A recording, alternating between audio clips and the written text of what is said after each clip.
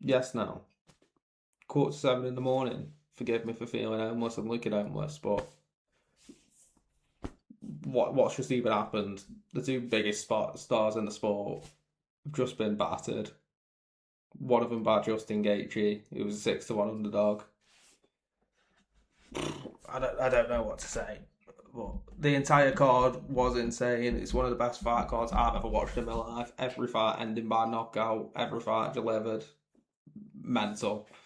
Sad it's taken so long though, seeing as it's now, like I say, 7:15 in the morning, and there was only 7 fights. How does that happen? Because they filled the whole thing with AI slop the entire time and dragged it out. But we'll move. We move. It was kind of worth it, to be fair. Right, Diego Lopez, Steve Garcia.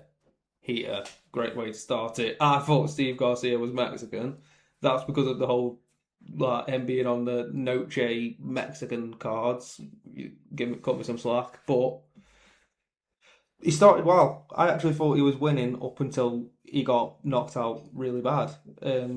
Diego Lopez just wasn't throwing much. And Steve Garcia was getting the better of him. He looked quicker than him. I was quite impressed by his performance, but inevitably he got one banged. I mean, Diego Lopez doing Diego Lopez things. Great way to start the card. I'm sure everyone else would agree. Next scrap. Bo Nickel, Carl Dorcas. Did you expect anything else? Is there even anything to go over?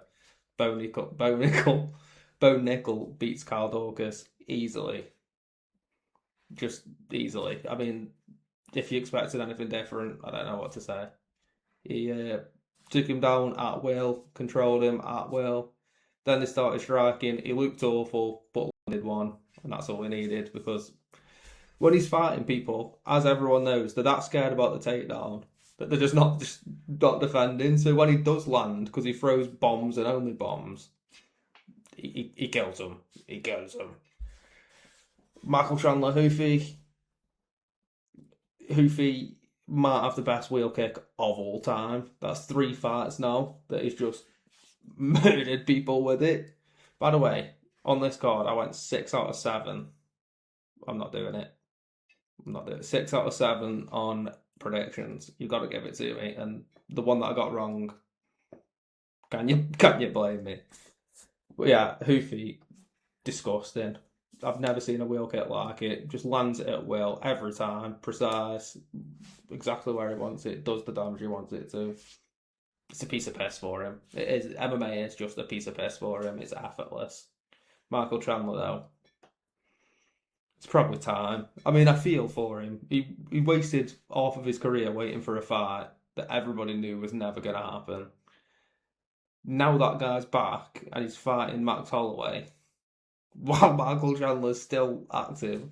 So they've chucked him on this card as like a, yeah, but you're on the White House card and giving him Mauricio Hoofy. This was always going to happen. They've stiffed him. You've got to feel for him. And it's probably time. Just call it a day. Right, it's getting good. Derek Lewis, Josh Hoke. Josh Hoke's the go, but I've never seen anybody just be able to just roll their opponent over whenever they wanted to.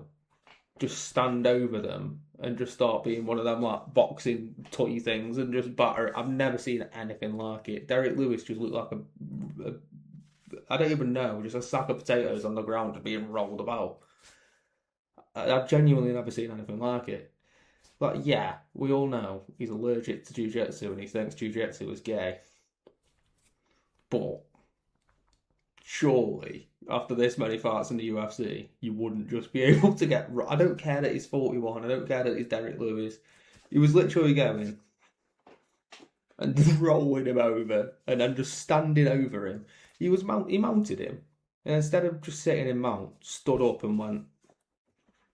And Derek Lewis didn't have an answer. I've never seen anything through it. As much as I want to gloat that Josh Oake's the boy, this just feels more like Derek Lewis. Just also hang him up. Like there's no better way to go. Well, there is a lot of better ways to go out, but there's no better loss to go out on, and he's probably going to go out on a loss than losing at the White House to such a stud that everybody loves. Right? Everybody loves Josh Oake. Sean O'Malley, Eamon Zahabi. Now, Yeah, I got it right by saying Sean O'Malley knockout over 1.5, but I was only right by 9 seconds. But him as a hobby looked a lot better than I thought he would. I thought this was a stylistic, masterful fight for Sean O'Malley to just showcase and do what he does best and just absolutely style on him. But fairly competitive until Sean O'Malley did kill him. But up until that point, fairly competitive. You've got to give it to him. He fought well. Yeah, I weren't expecting such a competitive fight. We had one. Sean O'Malley one-banged him. Everyone's happy. Brilliant. Now the main two. The biggest stars in the sport, both on the left side, both got battered. I can't believe what we just watched. Alex Pereira Cyril gone first. Right. I'm not even going to act like I've got like great knowledge, and that's the reason I picked Cyril Gone. Cyril Gone versus Alex Pereira in a kickboxing fight should be even. It shouldn't look like that. I know people are saying Cyril Gone cheated and he was hitting Alex, got Alex in the back of the head. I haven't seen it 100% yet. I don't know about that, but I just can't believe it was that easy for him. It wasn't hard. It wasn't like he struggled too much. Although I picked Cyril Gone to win, one of the main reasons was Rico Verhoeven, who's one of the greatest kickboxers of all time, said, if these two fight in a kickboxing fight, Cyril Gone wins 9 times out of 10. And when somebody like that speaks, you should listen, because you shouldn't have the ego to thinking you know better than Rico Verhoeven, for fuck's sake. So, yeah. And also, when he says it, what he said makes sense. I thought, just looking at it, if Alex Pereira can get his calf kicks going, stop Cyril from being so bouncy, he'd be able to win over time. But Cyril didn't even let it get there. He didn't even, oh no, don't do that to me, please. Yeah, Cyril didn't even let it get there, and MMA lost. Let's be 100% real. MMA lost. Alex Pereira's a stud. But yeah. Nice man. MMA and main event, MMA definitely didn't lose. Justin Gaethje, finally a UFC champion.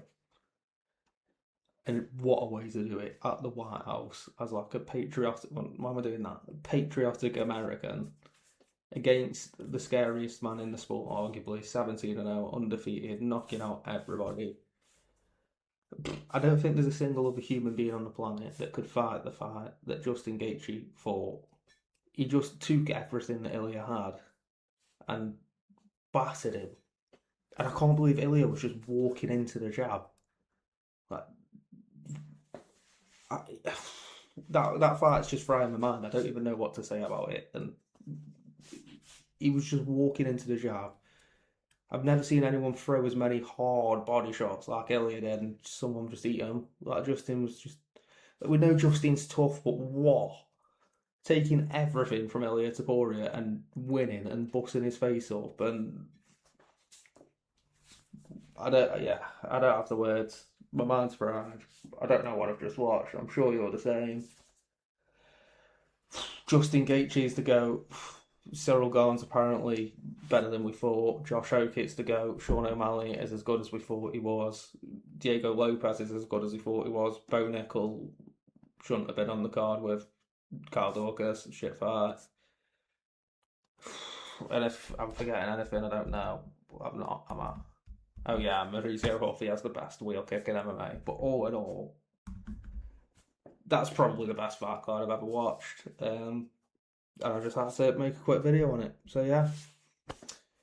Thanks for watching. Sorry that I look fried. Sorry that I am fried. It's because it's 7 AM. Forgive me. I'm from the UK. It's not my fault. I can run that. Boom.